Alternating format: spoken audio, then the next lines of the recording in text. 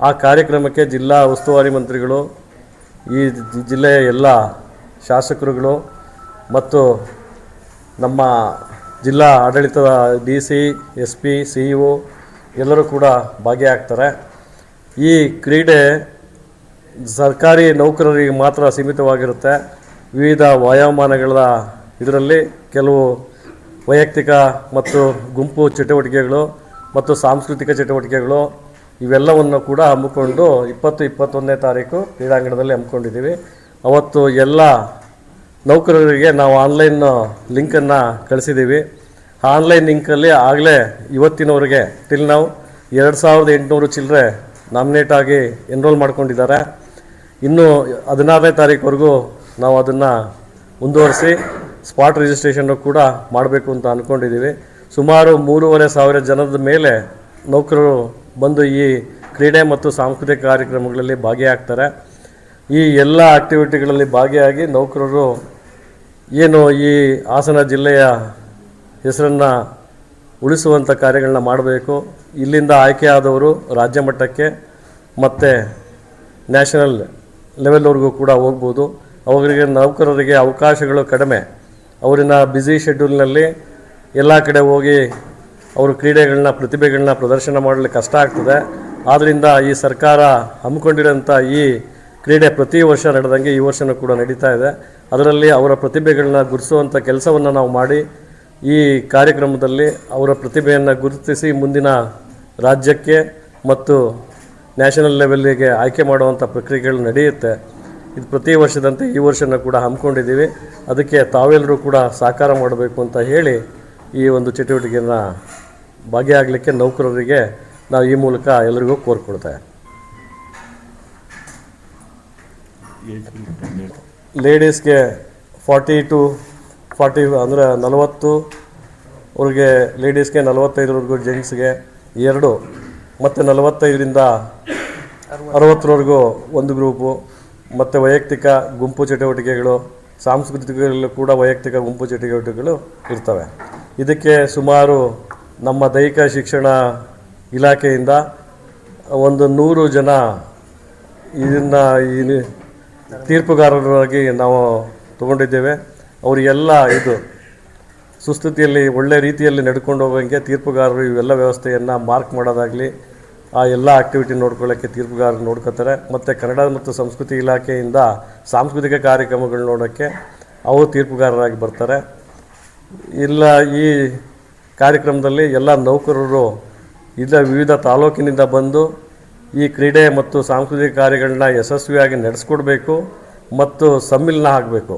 ಎಲ್ಲ ತಾಲೂಕಿನಲ್ಲಿ ವಿವಿಧ ಈ ಕರ್ನಾಟಕದಾದ್ಯಂತ ಏನು ವರ್ಗಾವಣೆಗೊಂಡು ಈ ಜಿಲ್ಲೆಗೆ ಬಂದು ಕಾರ್ಯನಿರ್ವಹಿಸ್ತಾ ಇರ್ತಾರೆ ಅವರಿಗೆಲ್ಲ ಈ ಕ್ರೀಡಾಕೂಟ ಮತ್ತು ಸಾಂಸ್ಕೃತಿಕ ಕ್ರೀಡಾಕೂಟ ಇದರಲ್ಲಿ ಭಾಗಿಯಾಗೋದ್ರಿಂದ ವೈಯಕ್ತಿಕವಾಗಿ ಪರಸ್ಪರ ಸಮ್ಮಿಲನ ಆಗ್ತದೆ. ಅವರೆಲ್ಲರೂ ಕೂಡ ಆ ಒಂದು ಬಾಂಧವ್ಯಗಳನ್ನ ಬೆಳೆಸ್ಕೊಂಡು ವೃದ್ಧಿ ಮಾಡಿಕೊಂಡು ಸಮಾಜದಲ್ಲಿ ಒಳ್ಳೆಯ ಕೆಲಸಗಳನ್ನ ಕಾರ್ಯಗಳನ್ನ ಮಾಡುವಂಥದ್ದು ಮತ್ತು ಅವರ ಪ್ರತಿಭೆಗಳನ್ನ ಈ ಮೂಲಕ ಗುರುತಿಸಿ ಈ ಜಿಲ್ಲೆಯಾದ್ಯಂತ ಹೆಸರನ್ನ ಮಾಡಿ ರಾಜ್ಯಕ್ಕೆ ಮತ್ತು ನ್ಯಾಷನಲ್ ಲೆವೆಲ್ಗೆ ಕೊಂಡೊಯ್ದು ಇದನ್ನು ಮಾಡಬೇಕು ಅಂತೇಳಿ ಎಲ್ಲ ನೌಕರರು ಈ ಕಾರ್ಯಕ್ರಮದಲ್ಲಿ ಭಾಗಿಯಾಗಿ ಯಶಸ್ಸು ಮಾಡಿಕೊಡ್ಬೇಕಂತೇಳಿ ಈ ಮೂಲಕ ನಾನು ಎಲ್ಲರನ್ನೂ ಕೇಳ್ಕೊತೇನೆ.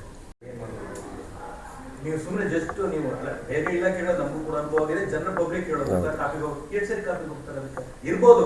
ಅವ್ರಿಗೂ ಪ್ರೈವೇಸಿ ಇರ್ತದೆ, ಪ್ರೈವೇಟ್ ವೆಹಿಕಲ್ ಕೂಡ ಇರುತ್ತೆ. ಆದ್ರೆ ಎಷ್ಟು ಬಾರಿ ಅವರು ಒಂದು ಕಚೇರಿಗೆ ಬಂದ್ಮೇಲೆ ಟೀ ಕಾಫಿಗೆ ಹೋಗ್ಬೋದು?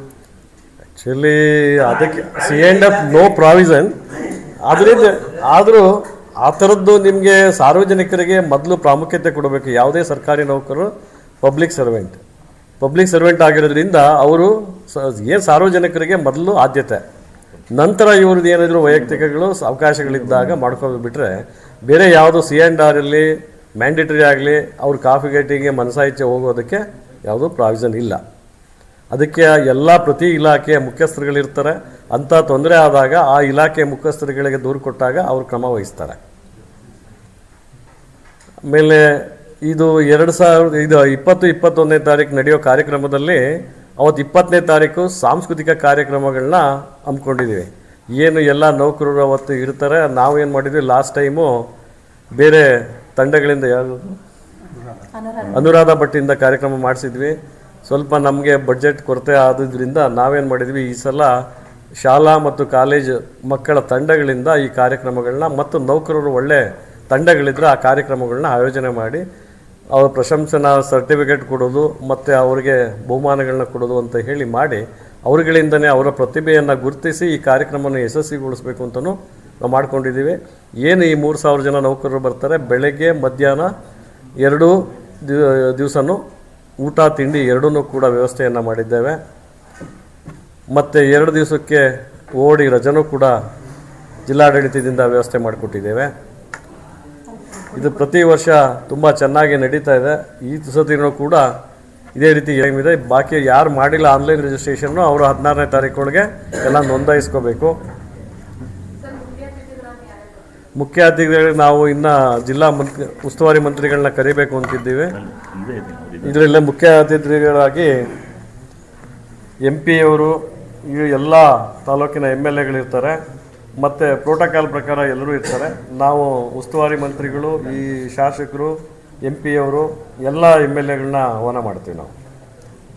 ಮತ್ತು ನಮ್ಮ ರಾಜ್ಯಾಧ್ಯಕ್ಷರಾದ ಷಡಾಕ್ಷರಿ ಅವರು ಕೂಡ ಈ ಕಾರ್ಯಕ್ರಮಕ್ಕೆ ಆಹ್ವಾನ ಮಾಡ್ತೀವಿ. ಮಾಜಿ ರಾಜ್ಯಾಧ್ಯಕ್ಷರಾದ BP ಮಂಜೇಗೌಡರನ್ನು ಕೂಡ ಆಹ್ವಾನ ಮಾಡ್ತಾ ಇದ್ದೇವೆ. ಇದಕ್ಕೆ ಜಿಲ್ಲಾ ಮಂತ್ರಿಯವರು 16ನೇ ತಾರೀಕು ಸಕಲೇಶಪುರಕ್ಕೆ ಈ ಕಾರ್ಯಕ್ರಮ ಭಾಗ್ಯ ಆಗಲೇಬೇಕು ಅಂತೇಳಿ ಅವ್ರನ್ನ ಮನವಿ ಮಾಡ್ತೀವಿ. ಅವರು ಕಾಲಾವಕಾಶಗಳು ನೋಡಿ ಅಟೆಂಡ್ ಆಗ್ತಾರೆ ಅನ್ನೋ ಭರವಸೆ ನಮಗಿದೆ.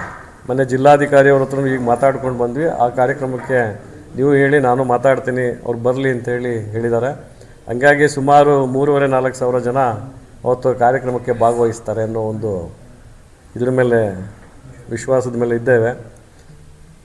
ಏನು ಮಳೆ ಗಿಳೆ ಏನೂ ಬರಲಿಲ್ಲ ಅಂದರೆ ಈ ಕಾರ್ಯಕ್ರಮ ಚೆನ್ನಾಗಿ ಯಶಸ್ವಿ ಆಗುತ್ತೆ ಅಂತ ಒಂದು ಇದರಲ್ಲಿದ್ದೇವೆ, ಭರವಸೆಯಲ್ಲಿದ್ದೇವೆ.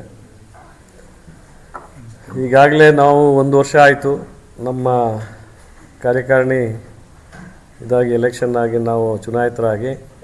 ಇದರಲ್ಲಿ ನಮ್ಮ ಸಂಘ ಲಾಸ್ಟ್ ಟೈಮ್ ಪ್ರೆಸ್ ಮೀಟ್ ಮಾಡಾಗ ಕೇಳಿದ್ರಿ, ನೀವು ಸಂಘದ ಬಿಲ್ಡಿಂಗ್ ಹಿಂಗಾಗಿದೆ, ಯಾಕೆ ಹಿಂಗೆ ಇದು ಮಾಡಿದಿರಿ ಅಂತೇಳಿ. ನಾನು ನಮ್ಮ ಖಜಾಂಚಿಯವರು, ಕಾರ್ಯದರ್ಶಿಯವರು ಲಕ್ಷ್ಮೀಕಾಂತ್ ಅವರು, ಹೇಮಂತ್ ಅವರು ಒಟ್ಟಿಗೆ ಹೋಗಿ, ರವೀಂದ್ರ ಅವರು ಕೂಡ ಇದ್ದರು, ಅಲ್ಲೇ ರಾಜ್ಯ ಸಂಘಕ್ಕೆ ಹೋಗಿ ಭೇಟಿ ಮಾಡಿ ಕೂಡ ಕೇಳಿದ್ದೀವಿ.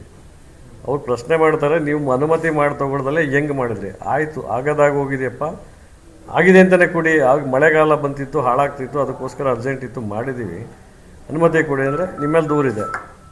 ದೂರ ಅಂದರೆ ರೆಡಿ ಮಾಡಿ ರಿಪೇರಿ ಮಾಡೋದು ದೂರೇ ಅಂತೆ. ಯಾರು ಅವ್ರ ಕೈಲಿ ನಮ್ಮಲ್ಲಿ ಒಂದು 5 ಜನ ಕೈಲಿ ಬರೆಸ್ಕೊಂಡು ಈ ಥರ ಎಲ್ಲ ಮಾಡಿ ಇದು ಮಾಡ್ತಾಯಿದ್ದಾರೆ.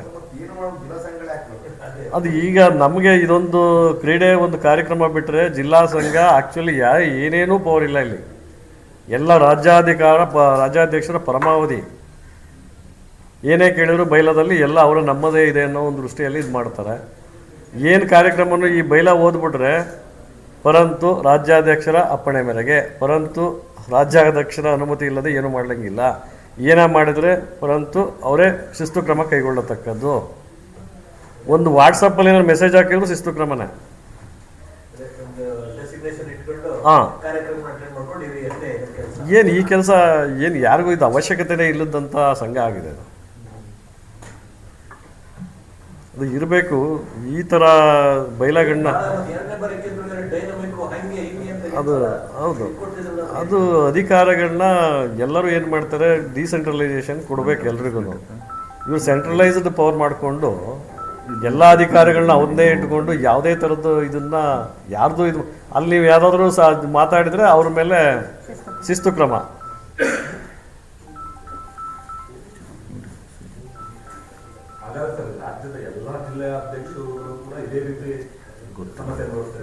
ಸೇಮ್ ಅವ್ರ ಪರವಾಗಿದ್ದರೆ ಅವ್ರಿಗೆ ಬೇರೆ, ಪ್ರಶ್ನೆ ಮಾಡೋರಿದ್ರೆ ಈಗ ನಾವು ಚುನಾವಣೆ ಮಾಡಿದ್ದೀವಿ ಅಂತೇಳಿ ನಮ್ಮ ಮೇಲೆ ಬೇರೆ ಇದು.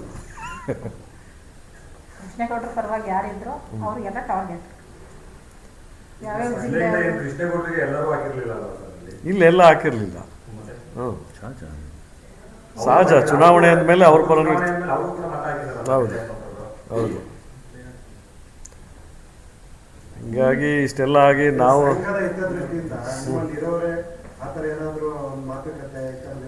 ಅವ್ರಿಗಿಲ್ಲ, ಅವ್ರಿಗೆ ಏನಾಗಿದೆ, ಕೆಲವರಿಗೆ ಅಲ್ಲಿಂದ ಹುದ್ದೆಗಳು ಸೈನ್ ಆಗ್ತಾರೆ. ಇಲ್ಲಿ ಮೀಟಿಂಗಲ್ಲಿ ನಮ್ಮಲ್ಲಿ ಸೈನ್ ಹಾಕ್ತಾರೆ, ಪ್ರೊಸೀಡಿಂಗಲ್ಲಿ ಎಲ್ಲ ಇರ್ತಾರೆ. ಈಗ ನೀವು ಇಷ್ಟು ಜನ ಇದ್ದೀರಿ, ಎಲ್ಲ ಸೈನ್ ಹಾಕಿರ್ತೀರಿ.